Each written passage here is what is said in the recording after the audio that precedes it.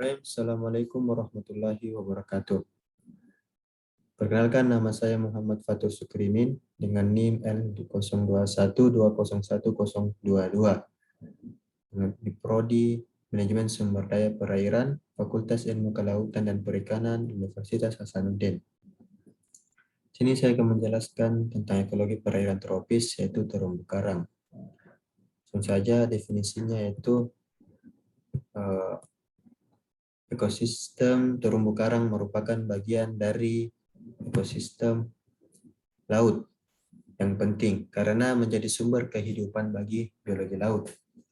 Terumbu karang adalah endapan masif berupa kalsium karbonat yang dihasilkan oleh hewan karang Cnidaria yang bersimbiosis dengan Zooxanthellae. Karang memiliki variasi bentuk pertumbuhan koloni yang dipengaruhi oleh kondisi lingkungan perairan, seperti intensitas cahaya matahari, hidrodinamis, yaitu gelombang dan arus, dan faktor genetik. Yaitu jenis terumbu karang.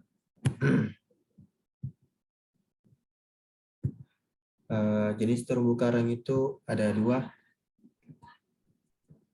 yaitu terumbu keras yang berupa hard coral.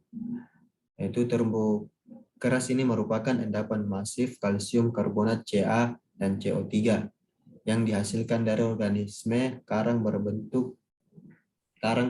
pembentuk terumbu karang dari filum Chorhidaria, ordo Scleractinia yang hidup bersimbiosis dengan Zooxanthellae dan sedikit tambahan alga berkapur serta organisme yang mensekresikan kalsium karbonat.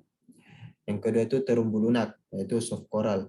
Terumbu karang lunak ini merupakan terumbu yang tidak membentuk karang karena tidak menghasilkan kapur, cenderung tumbuh subur karena umumnya itu tumbuh di sepanjang pantai sehingga mendapatkan sinar matahari yang cukup.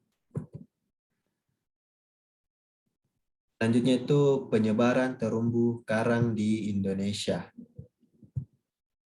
Indonesia adalah negara kepulauan terbesar di dunia dengan garis pantai lebih dari 95.000 km dan memiliki lebih dari 17.000 pulau. Estimasinya itu luas terumbu karang di Indonesia sekitar 51.000 km². Luas terumbu karang tersebut belum mencakup terumbu karang di wilayah terpencil yang belum dipetakan atau berada di perairan agak dalam. Sebanyak 51% terumbu karang di Asia Tenggara dan 18% terumbu karang di dunia berada di perairan Indonesia. Ini adalah manfaat terumbu karang. Yang pertama itu fungsinya sebagai pariwisata. Ya, bagi para pelancong, terumbu karang ini merupakan daya tarik wisata yang mengundang kekaguman karena keindahannya. Keberadaan terumbu karang ini juga berperan dalam melindungi wilayah pesisir dari terpaan badai. Yang kedua, fungsi perikanan. Secara ekonomi, terumbu karang merupakan sumber perikanan yang tinggi karena di dalam hidup berbagai jenis ikan yang dapat ditangkap untuk kebutuhan pangan manusia. Yang ketiga itu fungsi sebagai perlindungan pantai. Bukan cuma makhluk lautan, terumbu karang juga bermanfaat untuk melindungi ekosistem di sekitarnya.